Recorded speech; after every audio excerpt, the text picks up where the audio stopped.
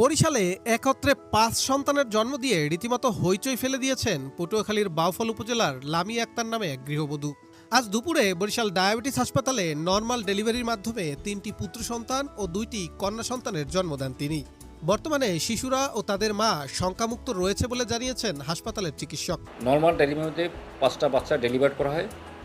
এখন পর্যন্ত মা এবং বাচ্চা উভয়ই সুস্থ আছে এবং আমার এই হসপিটাল এই 15 বছর থাকি। এখানে 3টে বাচ্চা পর্যন্ত আমরা দেখছি একটা মায়ের পেট থেকে সিজারিয়ান বা নর্মাল ডেলিভারিতে বাহির করেছে।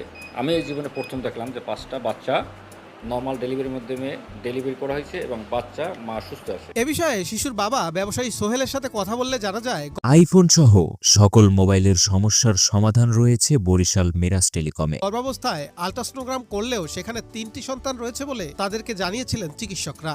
তবে আজ সকালে